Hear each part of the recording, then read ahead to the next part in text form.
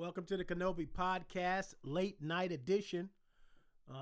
We're a couple of minutes away from Mother's Day, but I've got to do a drop about something important. And I know it has nothing to do with anything that I'm used to dropping, but I'm going to ask for your indulgence, okay? I'm going to ask for your indulgence as I talk about, and we both view, a recent interview with Prince Harry of Sussex on BBC News.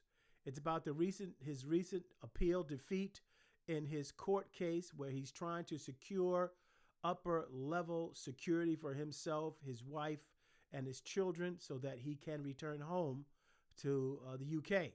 He was denied, and so a defeated looking, broken Prince Harry goes through this interview process. I want you to go through it with me. Now you're asking yourself, why in the heck do I got to listen to this, right? You're asking yourself, why do I need to listen to this? Because it has a lot to do with you. It has a lot to do with me. It has a lot to do with our country. It has a lot to do with the American church. It has a lot to do with politics. And it has a lot to do with the world. And so I'm going to ask you to please give this your attention. If you can put something away for a few minutes to look through this and to bear with me, it would mean a great deal. So without further ado, let's get down and let's listen and see what Prince Harry has to say about this situation. Decision is out, which obviously didn't go in your favor. I want to start by asking what this means now for your family. Will you no longer take your children back to the UK? I think it's probably too soon to tell and too soon to say, but obviously pretty gutted about the decision. We thought it was going to go our way, but it certainly is proven that there was no way to win this through the courts. Wish someone had told me that beforehand. The decision has been a surprise as well as not a surprise. He looks busted. For the time being, it's impossible for me to take my family back to the UK safely. He totally looks busted. You're obviously very deeply affected by this. What memories, experiences had you hoped your children, Archie and Lilibet, would have had that you think they won't be able to now with this decision? Well, for a start, the only time that I've come back to the UK is sadly for funerals or court cases, with the odd charitable function where I can in between that. I put myself at risk for that, but I will continue on with a life of public service, so I will always support the charities and the people that mean so much to me. I can't see a world in which I would be bringing my wife and children back to the UK at this point. Wow. And rough, man. the things that they're going to miss is, well, everything. You know, I love my country. I always have done, despite what some people in that country have done. He's one of the most hated people in this country. I miss the UK. I miss parts of the UK. Of course I do, and I think that it's really quite sad that I won't be able to show, my children my homeland. And as you say, you've gone back several times during this years-long battle. What about the security arrangements that were in place made you feel it would be unsafe for you and your family? There's only so much that I can say because of the redaction process and the national security matters at hand, but everything. Because in beginning of 2020, I was scored the highest as far as risk was concerned. And then overnight, I was reduced to the lowest. Get that. He was one of the higher scored royals that posed a risk to his life. And then overnight, this guy goes to zero. Why? Without actually going through the risk management board. So one does question how that is even possible. Good question. And also the motive behind that at the time. And that was in 2020. And as hard as it is to appreciate or understand why the decision was made the way that it was in 2020, The hardest thing for me has been the fix of that decision for the last 5 years. The fact that I still haven't had a risk management board assessment done for me over the last 5 years. Everybody else within this group of people get it at the minimum once a year. So again, I would not have taken this far if I didn't have compelling evidence of facts that reveal why the decision was made. And I'm sitting here today talking to you where, you know, we've lost the appeal, but the other side have won in keeping me unsafe. So again, there's a lot of question marks that a lot of people will have. Yeah. I have all of the truth. I have all of the knowledge now throughout the legal process. Interesting. I've uncovered my worst fears. Which are? And to now know today, based on this judgment, that there was no legal framework that constrains the decisions of this body, RAVEC, of which the royal household sit on. And I didn't know that until this legal process in 2021. One of the first things my lawyer said to me was, as disclosure started, was this process started, she turned around and said, this board that makes decisions about who gets the upper echelon security based on their risk assessment, the royal families on the board making these decisions, influencing these decisions. Okay? Now, he went from having the top risk assessment to having no risk assessment to losing all of his upper level security. And the royal family is on that board. What did this guy do to his family to cause his family to strip him of security? He had to do something. What is it, Harry? What's the big secret here? did you know that the royal household sat on RAVEC? And my jaw hit the floor. Well, I want to ask you about that because the King's private secretary sits on RAVEC now. Sir Clive Waterton, yeah. Do you wish and another person. Who's the other person? He won't say. Do you wish your father had intervened? He did intervene. Despite how that may have looked? Oh, he did intervene, Harry. Harry, he intervened. Say it. I've never asked him to intervene. But he did intervene. How? I've asked him to step out of the way and He's let on the the experts do their board, job. Harry. Come on. This RAVEC committee is an expert committee to the light. full of professionals, plus the royal household. And the royal household don't have any role in that, on the RAVEC committee, other than the helping influence the decisions based on members of the royal family. Yeah.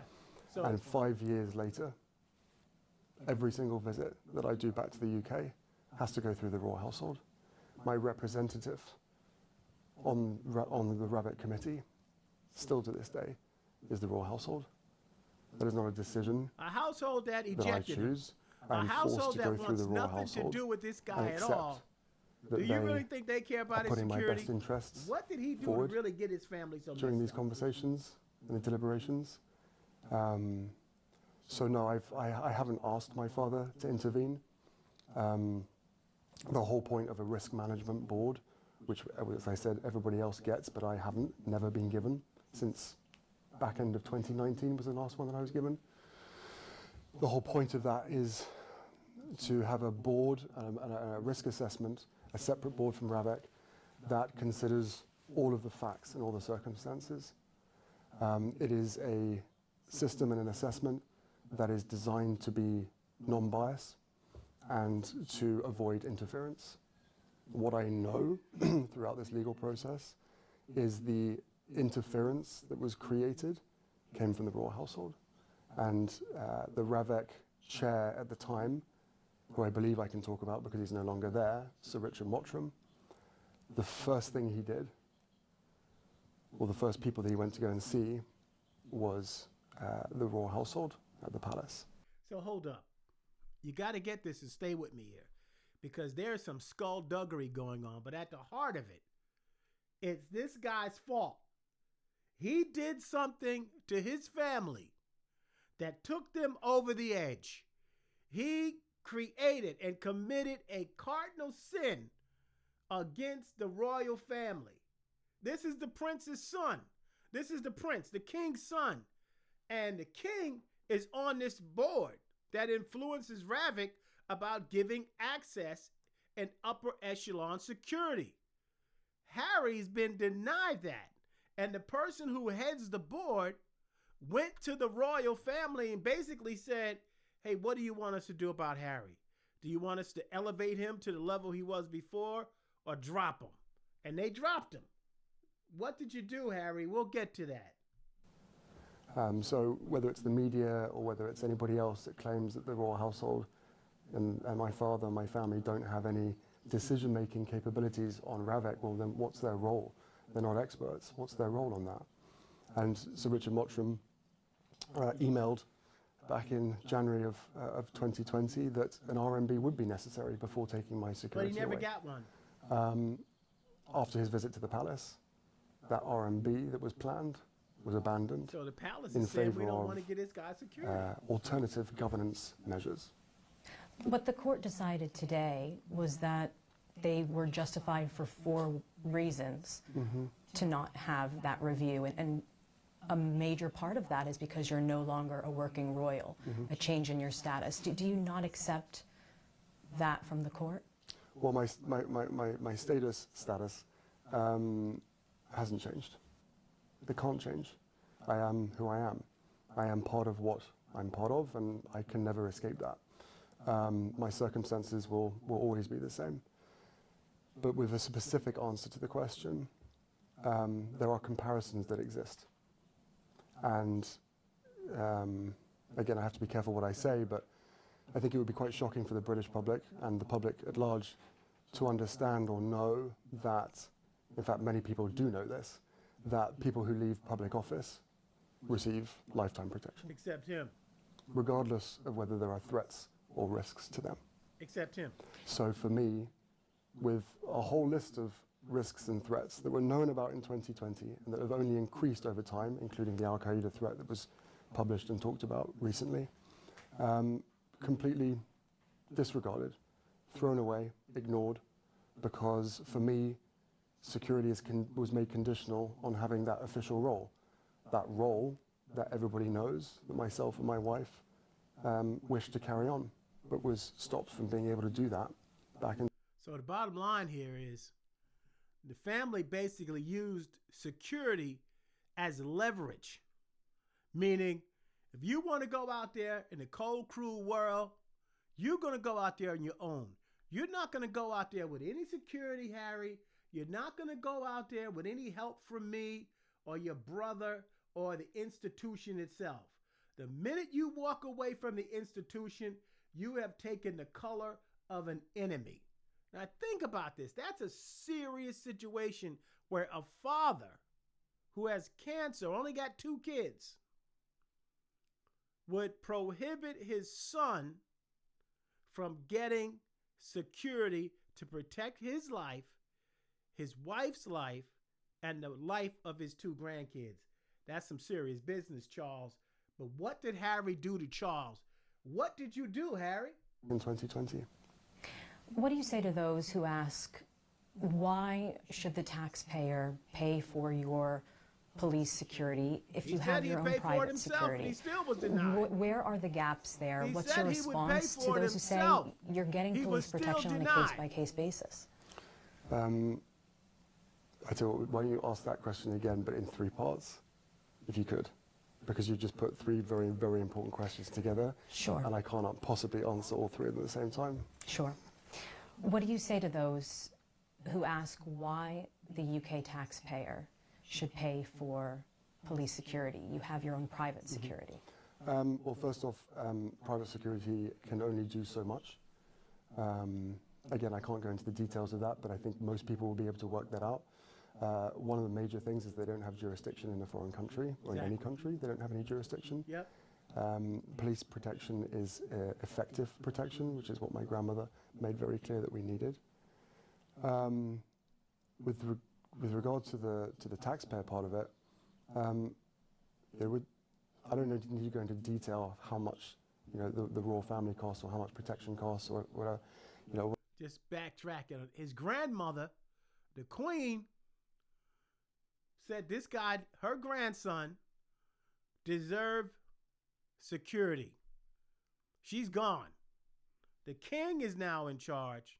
You would think the king would execute his mother's wishes, not just for him because he's Harry, but because it's his son.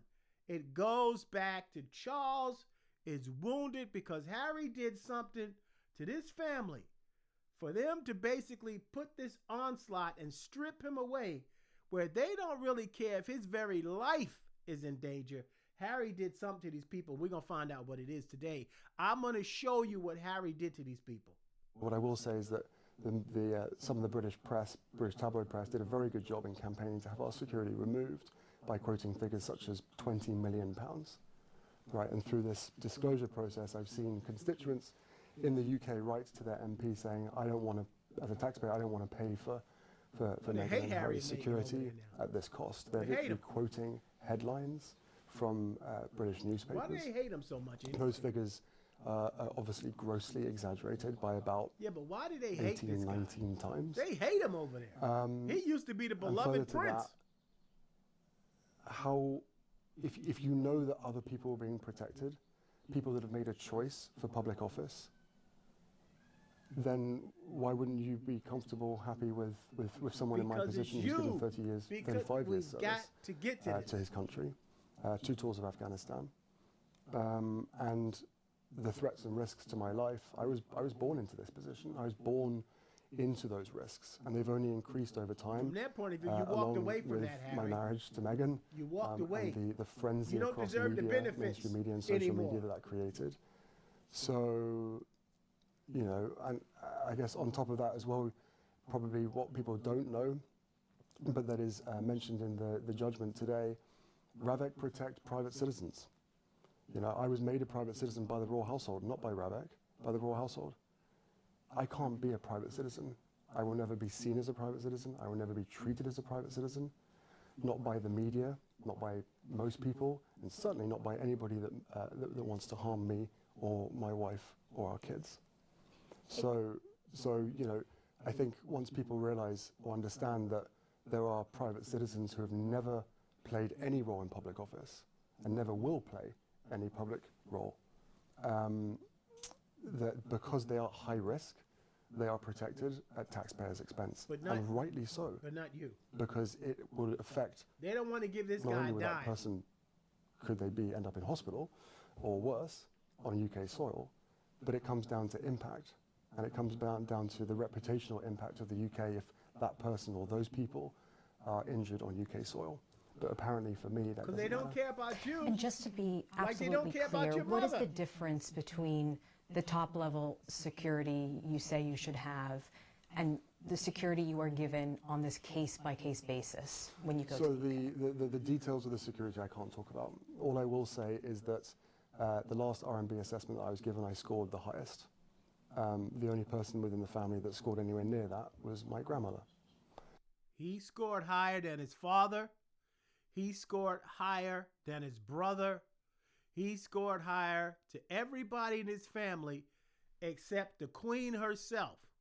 And overnight, he went from the top to 0, from needing all the intelligence and all the security to protect his life, to saying, Harry, you can go to the store, you can do anything you want to do. Everybody loves you. You don't need security. This guy really hurt these people. How? Overnight, I was reduced to the lowest. This case-by-case basis has been used by RAVEC and also by large sections of the British press to say, well, what's the big problem? You're given something on a case-by-case basis. Unfortunately, that case-by-case basis is separated by the reason for my visit. Sorry, just to give you more context on that, it's not really a case-by-case basis. It's an either-or. If you're invited to the UK by your family, then we will give you security. If you come for any other reason, then you will get... Get that. Get that. Come on, guys. He did something really They really work these guys up. If he's invited by Prince William, we'll give you the top level security. If you're invited by your father, we'll give you the top level security. If you're invited by the Queen Carmela, you'll get top level security. Kate Middleton give you top level security. But if you come over here on your own for any reason, we don't care what happens to you from the moment you step down in British soil. We don't care. Look behind the scenes here. There's something going on. They don't want this guy back. Why? Like, what did he do? A very low amount of security. I'm not going to confirm what that is, but it is completely insufficient. Somewhere along the line, people have talked about the fact that it really, all it is someone on the end of a phone. So, no matter how much private security I have around me, there's only so much that I can do and operate and function within the UK when it comes to supporting my charities, visiting my friends, all of these things. So, I've been treated very, very, very differently to everybody else that exists. All examples that exist, past, present, I have been singled out. Why? You've spoken very What did you openly do? about the fact that you think you've been punished for leaving the monarchy. Why? Who specifically do you think is trying to punish you? I don't think that anymore. Now I know that it was, security was used as leverage. By who? And I think what really worries me more than anything else about today's decision, depending on what happens next, is that it's set a new precedent that security can be used to control members of the family. And effectively what it does is imprison other members of the family from being able to, choose a different life. If for me, security is conditional on having an official role, one that both myself and my wife wished to carry on, but then was rejected, not by Ravek, was rejected by the royal household. And the result to that is you lose your security. That basically says that you can't live outside of their control if you want to be safe. Yes. But there's a pretty hard decision there. And I think if you strip away all the noise of everything that's been said by other people and all the noise that's been created around this, if you strip that all away, I think what people will hear is that the only thing that I've been asking for throughout this whole process is safety, both when I was when I was part of the institution and when we left. And the important piece here, Neda, is, for me and my wife, well, I mean, This guy's busted open. No, I'm not sure how much I can say, but Sweat top his brow. I can never leave the royal family. Yeah, that is my family. That is my larger family. I left the institution because at the end of the day I had to. I didn't leave it in 2020.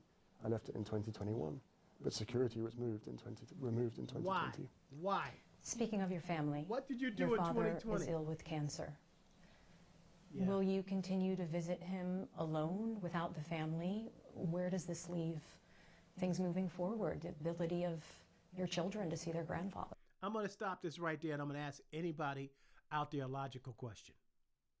You got 2 grandkids that you love. Your child, whatever reason, won't let you see those grandkids. You've got money, you've got power, you've got the media, you've got influence. What in the world could stop you from seeing your grandkids? Nothing. If you wanted to jump on a plane right now, show up at Harry and Meghan's door saying, I demand to see my grandkids, what are they going to do? You could take them to court and demand visitation for your grandkids. But what you did say indirectly is, I don't want to see these grandkids because I'm not giving you the security to bring them here. And I'm certainly not going to invite you to bring them here to Buckingham Palace to give you that security. So for all the media and all the articles saying how hurt Charles is and how devastated he is because he wants to see his grandkids and he loves his grandkids and he's tired of the FaceTime phone calls, malarkey. malarkey. As my grandmother said, that's a bunch of bunk. Because if he wanted to see his grandkids, nothing on this earth can stop a king from seeing his grandkids. Truth of the matter is, Charles has not been shaken up by no cancer. Yes, I'm sure his mortality is being questioned, and I'm sure that he's thinking about the end game here, and I'm sure he's thinking about all of that. But he's thinking about all of that, in my opinion, in pertaining to the monarchy. He's not thinking about leaving this earth and having a problem with his son not unreconciled. He's not worried about not having a relationship with his two grandkids. Because if he wanted to see those kids, there's not a power on this earth that will stop a king from seeing his kids. Life is a precious thing, and I'm acutely aware of the fragility of that. I can only come to the UK safely if I'm invited. So, how about Harry? I'm inviting you to bring my grandkids. Never happened. And there is a lot of control and ability in my father's hands. Ultimately, this whole thing could be resolved. He's the king. Through him. Not necessarily by intervening, but by stepping aside, allowing the experts. Oh no, to he's do not. what He's is intervening. This is where I got a problem with Harry. That said, this is where I got a problem with Harry. Harry is not being honest with himself. He don't want to come out and say what he did. He don't want to come out and say the truth. He doesn't want to come out and say his father did something wrong or his father is committing something wrong.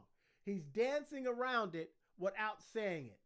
His father intervened. His father's on the board. His father, all he had to do is say, get a guy security. He didn't do it. So stop saying that he did intervene. This all was initiated under a previous government, and there is now a new government. I have had it described to me, once people knew about the facts, that this is an good old-fashioned establishment stitch-up, and that's what it feels like. So should Keir Starmer step in? I think that, based on the judgment that the court has put out today, it clearly states that RAVEC aren't constrained by law. Again, I wish somebody had said that from the beginning. If they're not constrained by law, then this decision was made by the royal prerogative, which means that on national security matters, my case, your which father the other doesn't side have want to used see national because security of what you did to him. exclusions and excuses to withhold certain information from me, restrict me from being able to speak about certain things to the public, that this national security matter is not bound by any law, and that RAVEC can abandon the very processes, the very expert processes that exist to protect individuals and the people around them, as well as the decision makers themselves, from liability if anything should happen. So, I would ask the Prime Minister to step in. He's not going to help you, Harry. I would ask Yvette Cooper, the Home Secretary, He's not going to help look you, at this Harry. very, very carefully, and I would ask her to review RAVEC. Not going to happen, its Harry. members, because if it is an expert body, then what is the royal household's role there? If it Stop isn't you from to getting security. influence and decide what they want for the members of their household.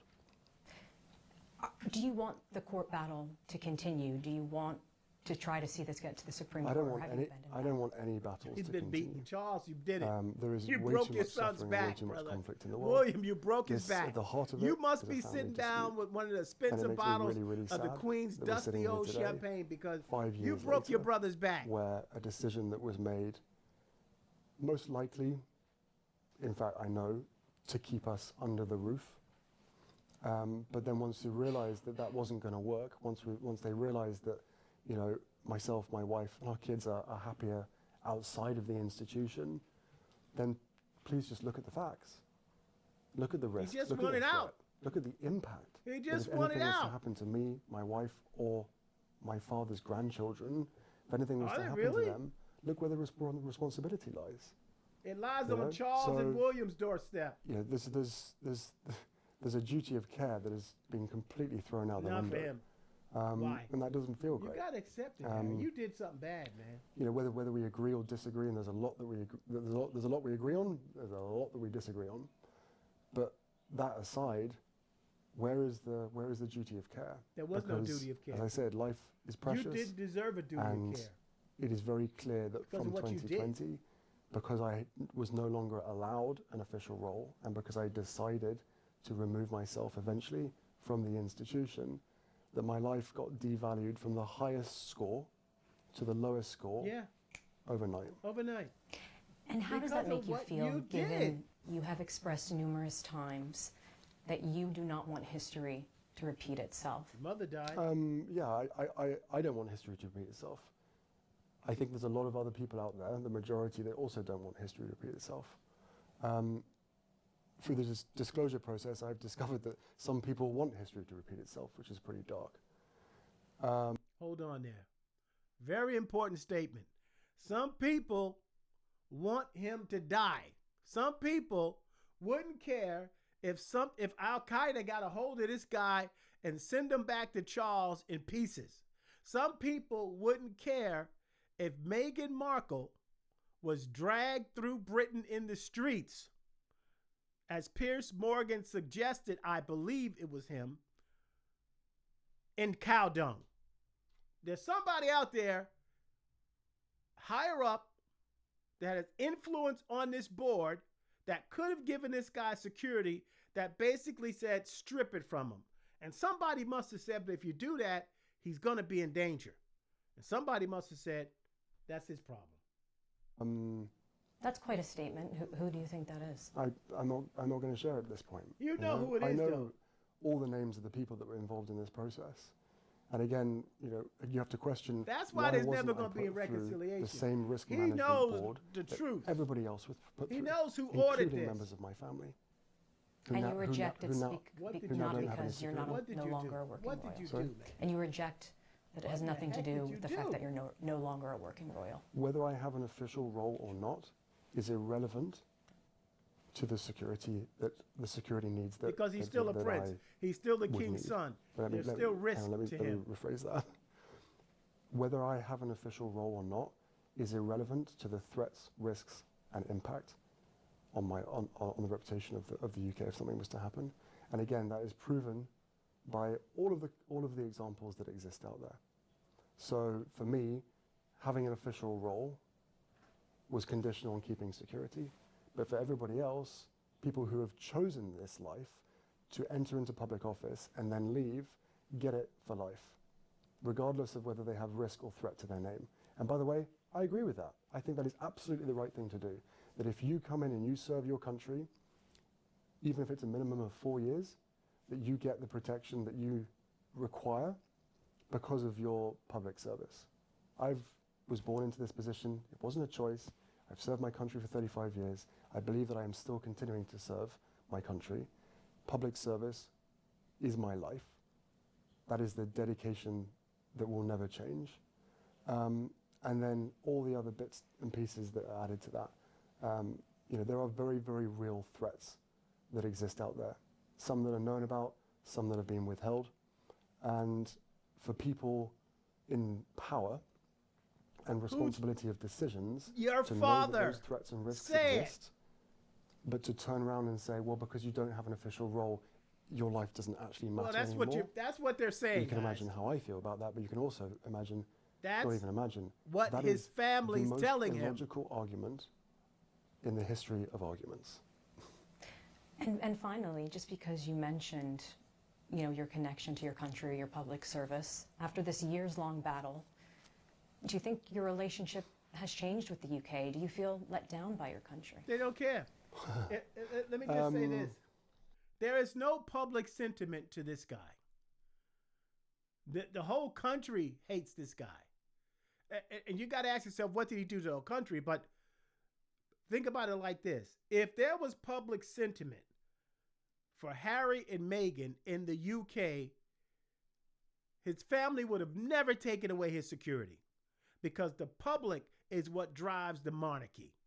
And if the public would have said, stop treating this guy like this, stop treating Meghan like this, Charles would have gave him security. William would have given him security with a smile, with a grin on his, but he would have done it. But the public can't stand these people. Isn't it very strange to you that this guy served his country, 2 tours in Afghanistan, 35 years of public service, okay? He's not a bad guy. He did one big bad thing. We're going to talk about that. But think about this. His uncle, the king's brother, Andrew, okay, was accused of hanging around with Jeffrey Epstein. There was a girl who basically said he SA'd her at 17 years old. There is an infamous BBC interview with Prince Andrew on that. His mother, the Queen, gave the girl $12 million to walk away, a settlement agreement, to get her son off the hook before she passed away. And the girl goes out and she committed S on herself. SU. She's gone, heartbroken, still couldn't deal with it, still couldn't deal with the pain, still couldn't deal with the shame, still couldn't deal with anything. Now, when all this happened, Prince Andrew was removed from public service in the royal family. But somehow Prince Andrew is still a high risk, and he gets RAVIC security. So you're telling me that someone who was accused of doing an SA is not even talked about in the British public. They don't talk about Andrew. Nobody says anything mean about Andrew. The media don't jump on Andrew, but the media jumps on this guy. The media jumps on his wife, and the media jumps on his kids. But nobody talks about Andrew. Now, come on. Do the weight here. Do the math. Harry, Andrew. Harry's got nothing. Andrew still got his prince, his palace, the money coming in from the monarchy. He still got RAVIC security. Harry, the king's son, kicked out, nothing. That's a big question. At this point, I'm feeling very let down. He loved his country. You know, they used to love him. It's the lonely minority prince. of people, especially those that read the tabloids and the press themselves. The press themselves have incited so much hatred towards myself, my wife, and even our children. Yeah. That's hard to forgive. You know, there are decisions that have been made. There are things that have happened since 2016, especially throughout my whole life. But let's just stick since 2016. There are things that have happened that I can now forgive. I have moved past that. I can forgive my family's involvement, my father's, my brother, and my stepmother. I can forgive the press to a large extent as well for so many things that have happened. There's another hidden problem here. The hidden problem is he never liked Camilla, whatever the name is, the Queen, because his father, at the time when this guy was a child, was committing adultery with the Queen, the now Queen Camilla. He was committing adultery with this woman, and as a child, he saw her as the person that broke up his mother and father's marriage. He grew up with that. He grew up having a disdain for her. And when Princess Diana passed away, so tragically, the public sentiment was so much against Charles and Camilla. But when the Queen blessed it, all of a sudden now, the UK loves her. The UK has forgotten that this woman was an adulterer. It's forgotten that this woman basically was a home wrecker. Forgot of all the things that came out and all the nasty stuff that her and Charles was doing behind that woman's back. He never forgot it. He held it against his stepmother, and when she became queen, she basically said, Charles, strip this guy. I don't want this guy near me anymore. Done, in my opinion. To forgive, and what I will probably always struggle to forgive, is that a decision that was made in 2020 that affects my every single day. What did you do? And that is knowingly putting me and my family in harm's way. What did you do to cause them to cut you Everybody out? knew that they were putting us at risk in 2020, and they hoped that me knowing that risk would force us to come back. But then when you realize that that didn't work, At the end of the day, he's still your son, Charles. Want to just keep us safe? At the end of the day, Whether he's you're still a brother. The government, whether you're the royal They household, don't whether you're care. my dad, my They family, have reforged despite and all of our reformed the differences, royal do you not want family to just to ensure not our include safety? this guy. And Wow. again, I'm calling for, the Home Secretary and the government to do a review This of guy's AVEC. done. And I'm also asking for an R&B assessment that I haven't received since 2019. Just because you spoke there about forgiveness, it sounds like the last step to repairing relations with your family is the security issue, by what you said there. And he's never going to 100%. get security. Whatever noise has been created, whatever stories have been written, this has always been the sticking point. And put yourself in my shoes. If you step back to try to create a different role, the same official role, but a Which they different said no. working relationship And with they the said institution no. that you were born into, for the sake of your wife and your own mental health and your child, which now, of course, a lot more has come out because I felt as though it needed to come out. The other side of the story needed to be told. God forbid anything should happen. Let me ask you a question. Why do you guys think this guy wrote that book? Why do you really think he wrote the book? You kicked me out. You stripped me of security. You stripped me of any financial support. All my life, I've been supported by the royal family. I never got a paycheck for that. I never got anything, but you kicked me out. You showed me the door with no way of protecting myself, no way of protecting my wife, no way of protecting my child. I need money. And you know what he did? He wrote a book. And I can't blame him for that. He wrote a book that has not been disputed by the royal family. The stuff that he said has never been disputed. He ruffled some feathers and told some stuff about his brother, his sister-in-law, his mother-in-law. He was decent to his father. But in my opinion, he needed money. And I can't blame him for that. You kicked me out, I got to do what I got to do. And I don't regret that at all.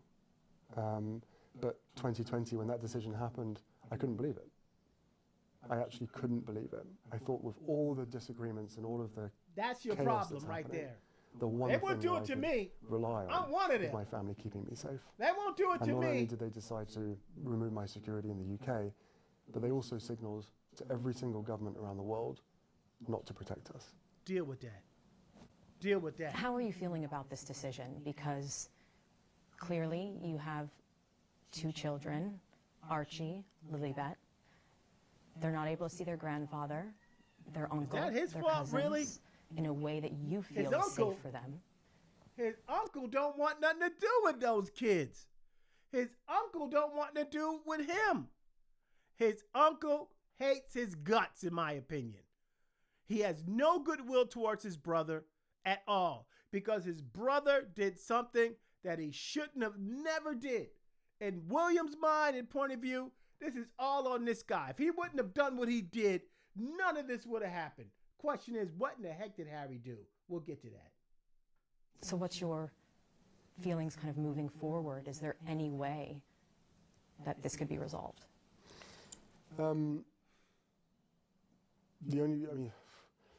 Firstly, I'm devastated. Not so much as devastated as the. Like, with what was the he going to loss do? He that just I wanted to go am home. About the people He behind wanted to the be decision, able to freely go back to UK. feeling as though this is okay. But the problem I was don't- they don't want it a him win over for them? there. Is it a win that It's a you win. know, that I don't get It's the a win. protection You that got it. the threats and risks Harry, and impact please say stop that I it. should? You know what this is about. I would hope they wouldn't consider it a win. And I'm sure there's some people They out do there, consider it a probably win. most likely the people that wish me harm consider this a huge win. It is a huge win. But Your you know, brother I've- probably thinks it's a win. This Your father is- probably thinks it's a win too, because your father don't want you back over there nor your kids. Listen to this guy. He's broke up. There have been so many disagreements, differences between me and some of my family. Your brother. This current situation that has sister-in-law. been now ongoing for 5 years with regard to human life and safety is the sticking point. It is the only thing that's left. And they won't give you that. Of course, some members of my family will never forgive me for writing a book. You need of the course money. They will never forgive me for lots of things. You needed the money. But you know, there is. I would love reconciliation. Never gonna with happen. my family. There's no It's point never in- gonna in- happen, in Harry. continuing to fight anymore. As I said, life is precious. I don't know how much longer my father has. And they're jumping on him for you know, saying that. His father he, won't talk to him. He won't speak to me because of this security stuff. Whoa. Um, I'm dying with but it would cancer. be I nice got cancer, but it would I'm be only nice- it would speaking be to my nice son. Reconcile. That really As I shows you a love lot of the, brokenness the from First the king. Nations throughout, He saw the Canada Pope right because of before the the Pope Invictus died. I Games, would like to think the Pope their told goal in him life was about always truth and forgiveness. reconciliation. And I turned around to them in many conversations and I said, right, but reconciliation can't come without truth. Well, I've now found out the truth. Yep. I've shared some of it with you today. A lot of it exists out there, whether people choose to ignore it or not. You know, They did it to so him. it would be nice to have that reconciliation. It's not going to part happen, now. man. They don't want you back. If they don't want that, You crossed the that's line. entirely up to them. And now that this court battle is over, do you feel you will be able to approach your father and speak about some of those issues? He don't want to talk to him. He ain't talking to him. I mean, Why you putting it on him? No, I don't think he would ever want to talk He about ain't it. gonna I think talk to he you would no just push more, it aside and He's the, made the up his argument will mind. continue You to don't be this is a exist no government more. decision. You There were will the be a government spare. decision. And you're But how not did they reach needed that decision? anymore. He's got a You son. know, He's when the got Rabbit Chair, the first grandsons and place a that they went to granddaughter. was the You are palace, to irrelevant. understand what it is that the royal household and what the royal family want for me. I've never ever been allowed or offered to make my own representations. Not in 2020 and not for the last 5 years. And the new Ravet chair continues to avoid answering some very specific questions that I have. And one of your previous questions that I think is really important is this case-by-case basis. For me, and only me, there has to be a royal obligation in order to receive protection on UK soil. And I think that speaks volumes. It does speak volumes. It speaks a lot of volumes. You know what volumes it speaks? You know what volumes it speaks? The volumes that it speaks is Harry committed a cardinal sin, people. Harry did something he shouldn't have did. Harry crossed a line that the family can't take him back for. But nobody really want to say it. It's not the book. He was having problems with his brother before he ever left, before he wrote the book. You know what Harry did wrong? And I'm going to say it because it's the truth. Harry made the mistake of bringing a black woman into Buckingham Palace and saying, I'm going to marry this woman. Not I'm just going to date her for fun. Not I'm just going to hang around and get the experience. Harry is being victimized because he married a black woman. Now, you can say to me all you want. Meghan ain't black. Meghan is white. Meghan is black. You see, the public don't care. This is where we have a problem in our country about racism, and it grieves me so. We don't want to talk about racism. We don't want to talk about it. It's this thing that nobody wants to say happens. It's this thing that nobody wants to bring up because to bring it up, we have to deal with our own inner demons. We have to be able to look at our lives and our past and our character and our decisions and our view on the future and how we view our neighbors and our friends and our family. And we simply don't want to do that. So race is something that really stays in the undercurrent. Oh, you may know what's going on, but nobody wants to talk about it. This guy married a black woman. And you know what? You're dealing with an institution that has its roots in slavery and racism. There are jewels that African nations are still asking for them to return because it's linked to their suffrage, and the crown won't give them back. But every time there's a special event, somebody talks about how Carmilla or how Kate Middleton was wearing this expensive brooch, or that was paid for by somebody's labor and slavery. And they're asking for them back, but they won't get them back. The royal family has a history of dealing with race. And that's the truth. Britain and the UK, where do you think slavery came over here from? It came over here from over there. And so they don't care that her father is white. All they saw was that her mother was totally black, and you can't get away with that. And I don't know if Meghan somehow may have forgotten that she was black. Maybe some of the choices that she made in her life and in her career and in her marriage, first marriage and associations, was a way to get away from that. I don't know. But at some point, Meghan must have forgotten that she was black too. Because if she realized that she was black, she would have went into Buckingham Palace with her eyes wide open. And a lot of that mental cruelty that she endured, she would have been able to take it, because many people broke that glass ceiling of racism, taking the abuse and the racist attacks that she went through, except that Meghan couldn't take it. Because Meghan was shocked that it was happening to her. Now that's my opinion. Harry was shocked that they did it, because Harry, being grown up in this institution, he was raised in it. He knows his family. We all know our family. We all know what kind of people our family have. We all know what our family thinks about race and black and white and all this other stuff that goes along with that. But somehow Harry really believed that when he brought that black girl in there, that because he was the king's, the prince, and the future king's son, and the queen's favorite granny, he really thought everybody's going to be okay with it. But I know one person that wasn't okay with it, and that was William, based on the press, based on the things that he said, based on looking at pictures where this guy was with them in public. And you can see on his face, the wedding picture, you can see the stain on his face. Now, I don't care about people saying that he's a good dad, perhaps, and probably is, and now he's a good husband. We've all forgotten there's been so many rumors about an affair, but now that poor Kate has cancer, William has gotten the benefit of that media press by being the shining light now, the supportive husband. But he didn't want Harry with this girl, with this black girl, and that's the truth. Harry thought, hey, it's me. They won't flip me. They flipped a lot of people, but when it comes to that, they won't flip me. That was your first mistake, Harry, because you didn't do a good job dealing with it. You didn't do a good job protecting your wife. You should have told her about your family, and that's what happened. And so Harry was vilified. He was stripped. He was kicked out of the royal family. He was placed in exile. No money, no security, no support. Where else am I supposed to go?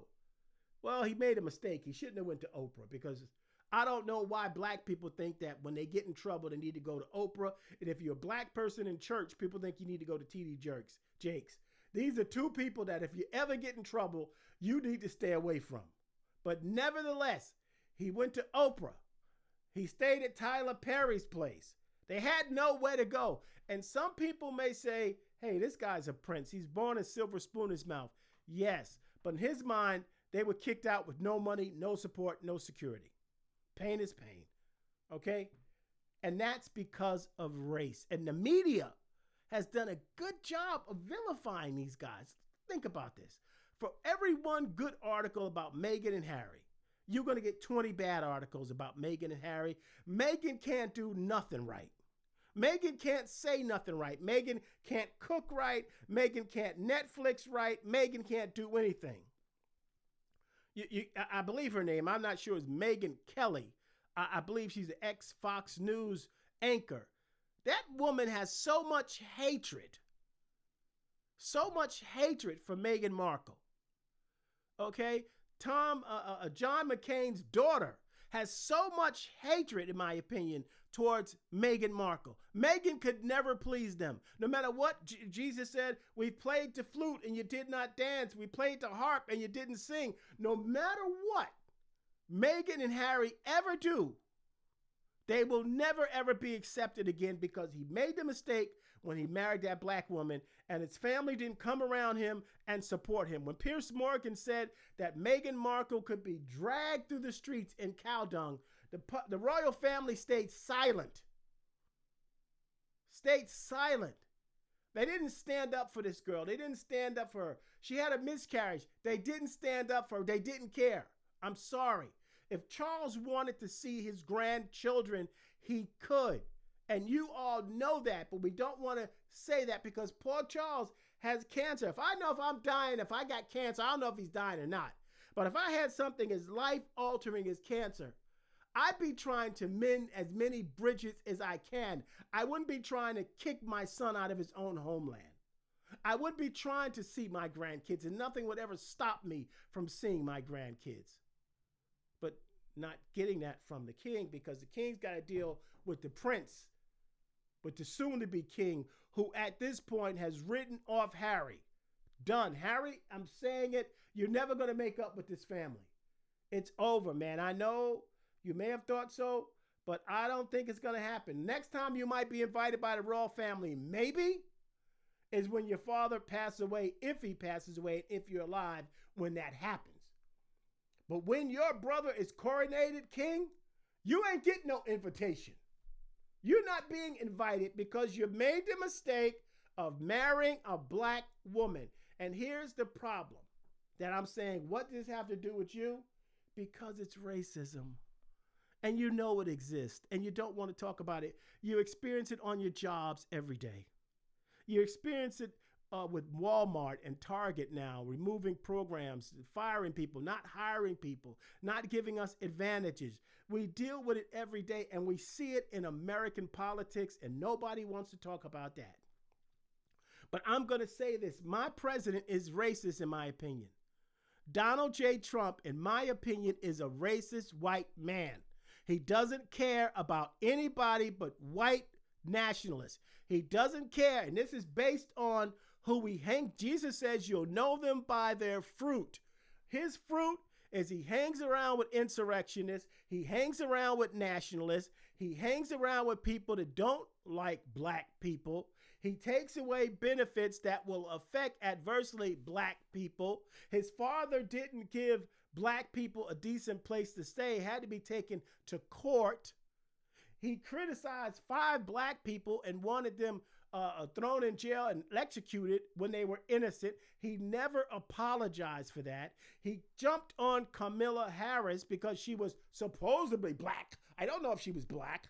This is racism, guys. I'm sorry. We don't want to talk about it. Why don't we want to talk about racism? Why? You know what I found out today? That my president is giving reparations to the insurrectionists because they were mistreated. But you're not even going to talk about, for all you black people, I don't understand you. You're saying you support Donald Trump, but he didn't got nothing to talk about with no reparations to you or your ancestors because you're slaves and you're black. But he's going to give it to the insurrectionists. He's also, a new article, Trump to bring white South Africans as refugees to U.S. while cutting everyone else out. He's basically saying that South Africans are a minority being mistreated by the overwhelming population of blacks in South Africa. So come you white people, come over here. We'll treat you right. Tell me that's not racist. I also found this just last week. The 300 books was removed from the Naval Academy. And do you want to know the bulk of these books are about racism and race in America? I don't understand why we're not talking about this. Okay, how to be an anti-racist, done. Why didn't we riot? A black man in Trump land. Long time coming, reckoning with race in America. Wow. My vanishing country. Gangs of Zion, The Rage of Innocence. All these are race books. Okay? You want more about race? Here's The Hate You Give. Angie Thomas. The Race Bomb, Skin Color, Prejudice, and Intelligence. Legacy of Hate. Are we born racist? Deliver us from evil. I can go on and on, but these are racist actions that you're taking when you're moving books from the Naval Academy while not giving any kind of knowledge or understanding to everyone about what racism is and how to treat your fellow soldiers with respect and how to open your mind up to diversity. You're basically creating a white nationalist military. Now, you're going to say that's not true. Why are you taking these books out? These books are being removed from libraries all over our country. The Smithsonian is being shut down funding because our president doesn't want black history anymore. I'm sorry. I'm not attacking this man because this man is fulfilling a purpose. Okay? But we have to be honest with ourselves why we won't talk about race as Americans. As an American who may have a black friend, for American may have an interracial couple, for Americans that may have interracial children, for American that may have your best friend is black and he's your neighbor, or whatever it is, white, Chinese, Mexican, it doesn't matter. It's still racism. And we as Americans in American politics will not discuss this subject. And the media tries to stay away from this subject because it doesn't want to shine a light that racism is real. And it's happening every day and it's getting worse. And we are on the precipice of a civil action, of a civil incident in our country because of the division that's now being sought and based on race. And you're ready to tune me out. I get it, but it doesn't matter. If you're a white person with black friends that you care and you cherish, how can you not address this with them? How could you not say to them, you know what? I got no power to stop this, but I'm going to tell you, doggone it, this is wrong. Because I know you and I know your heart and I know what the premise of this and what they're saying about your race. I respect you. No, you're not saying anything. You're complicitly silent. And finally, I'm going to tell you where it is in America, and it's the worst place that it happens. And it happens in the church.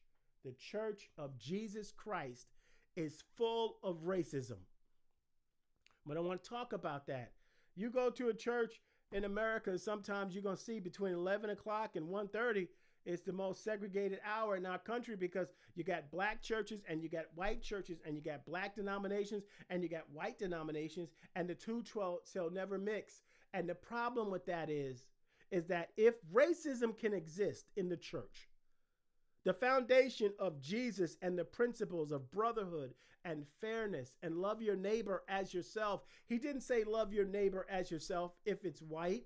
He said love your neighbor. So the foundation of everything we Christians believe is based on fairness and equality, understanding diversity. Jesus wasn't a racist. Okay? He didn't care about the Roman centurion. He didn't care about the woman who needed healing for her daughter. He didn't care. Jesus cared about people. And in the core of the church, where it all begins, if the church itself doesn't talk about racism, and it doesn't even preach backhandedly about racism. It doesn't even go around about allegorizing about racism. Pastors have so many tricks in our tool bag that we don't have to come out and talk about racism, but we can certainly preach and teach about it. And we won't even do that because we just want to keep our little congregation happy. And whatever goes on out there is the world's problem. That's not the gospel. That's not the gospel. Why aren't pastors talking about racism? Why are they not teaching about racism? Why are they not talking, as they're taking all these books out of children's church? I mean, out of the libraries and the schools? Why are not some of these children books about diversity, equity, and inclusion and racism being put in children's church? Why are not the pastors dealing with this issue. And here's another final point I want to raise. So I talked to you about racism in politics. I talked to you in America. I talked to you about our president. Now there's an issue going on right now in Christendom. It's called the Daystar Saga. It's about Joni Lamb, a billionaire, the owner of Daystar Media, okay, who kicked out her son, Johnathan Lamb, who was the heir apparent, Marcus Lamb, deceased now, son, who was supposed to run the company, the firstborn. He made it clear he wanted Johnathan to run the company one day. His mother gets into an affair with a married man and commits adultery. Johnathan stands up for it. He's kicked out. But it happened way before then. And this is where Johnathan's being blind, and this is where Susie's being blind, in my opinion. Because here's the truth of the matter. Johnathan did the same thing that Prince Harry did. Johnathan was the Prince of Daystar. He committed the same act. You know what the same act was? Johnathan Lamb brought a minority into his family, okay? And he said, I'm marrying this woman. And at that point, it all went downhill. He was loved, respected for it by his family. Everybody knew. You didn't have a problem with Johnathan Lamb. He brings in a minority to this family. And that's when it goes bad with his mother. His mother says, I've got to train Susie. I got to bring Susie up to teach her how to be a lamb. Why? Because she's a minority. And the Joni Lamb, you probably was stupid, Susie. You didn't go into this with your eyes wide open. You didn't go into this thinking that, you know what, there is racism. You probably said, yeah, there's racism. You probably even experienced racism in your life, but you didn't think you would find it at Daystar. You didn't think you would find it when the prince himself is pulling you into this family. And Johnathan, you knew your family. You know how Joni was. I don't think your father was racist based on his actions.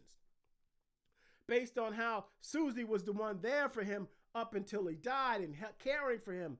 And he cried out for Susie, and he cried out for his granddaughter. Get back to that. So no, but your mother certainly is racist because in my opinion, because Joni Lamb is kicked this guy out. Let's look at this. Let's look at the tail of Kenobi's tape because I want you to see some similarities here. And we've got Harry and Johnathan, white, married people of color, not respected in the family, viewed as weak. Susie's telling them what to do. Megan's got Harry by the you-know-whats. Susie's got Johnathan by the you-know-whats. He's stripped of everything in the kingdom. Harry, Johnathan, the prince, was stripped. He had to run for his life in exile out of Texas. No money. The family cut him off with nothing and no security for his life. This two parallels here with the same commonality. Both of these men made the big mistake to thinking they could bring minorities into a racist family and a racist organization. And you want to talk about Megan and Susie? Same deal. Both minorities, both being viewed as strong, independent women, both vilified by Christendom right now and by the British media and the United States media. There is an onslaught against Meghan Markle. This woman can't do nothing right. She can't do nothing right. Susie in Christendom can do nothing right. She's persona non grata, taking over, speaking for her husband, doesn't submit to authority, all the things you want to talk about. The problem that both of these women did was that they married into racist families with their eyes shut. And let's talk about that grandmother thing on Joni's side. Joni has 2 grandkids by Johnathan and Susie. Now you would think, I'm a billionaire. I'm Joni Lamb. I got my own private jet.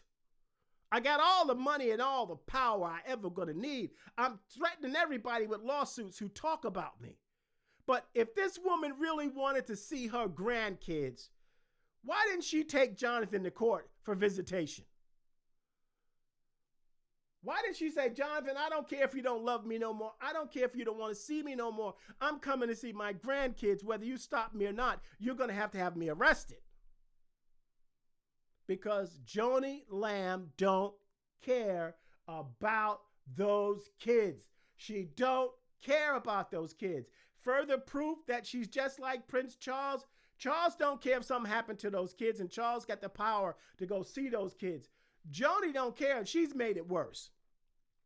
Because you see, Joni's other son-in-law, Pete, has been accused of S.A.ing Johnathan's daughter multiple times. There's a criminal investigation right now building up that's saying that this guy, Joni's son-in-law, did something to Johnathan's daughter. But yet Joni has this guy on TV on Daystar every day, putting him out there in the forefront, building him up. Now, why would you do that if this man has been accused of S.A.ing your granddaughter? Why? Because in your mind, hey, Pete already gave you grandkids, so you don't care about these two kids because these kids are not really lambs anyway, if you know what I'm saying. It's racism at the heart of it.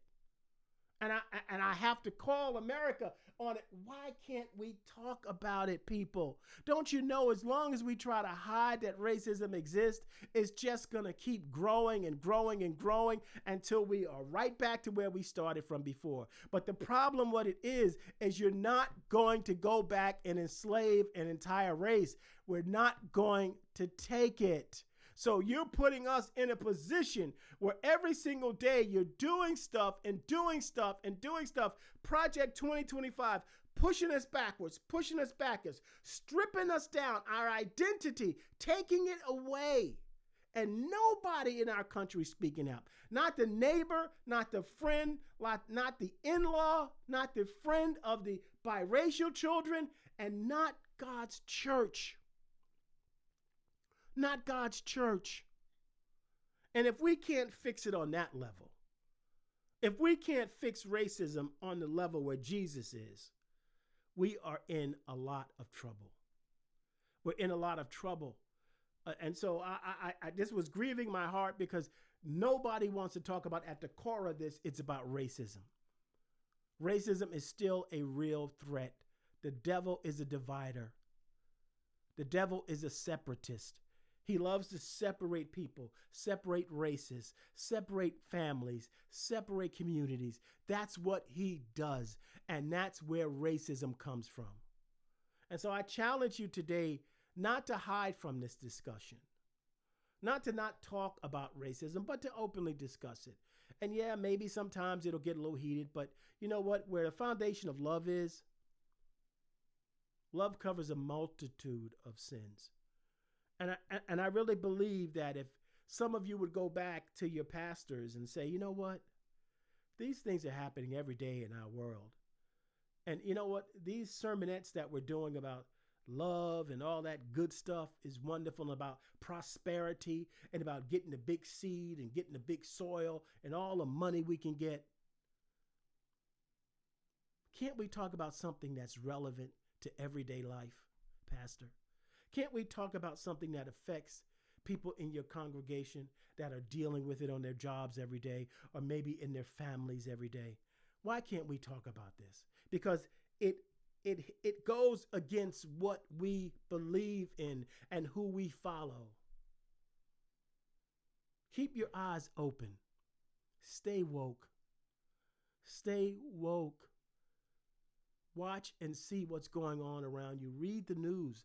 Don't sit here and call it fake news. It's real. Project 2025 is real. President Trump is serving a godly purpose. He's been handpicked by God to take us down a road we won't be able to come back from, but we got to do it with our eyes wide open. But don't do it with your eyes closed, blinding yourself to the truth about his nature, his character. Don't do that. It's because of his very nature and because of his character that God has chosen him for this tremendous task. He's being used of God. So please, let's deal with it. Let's not run from it. Thank you for listening, and thank you for your time.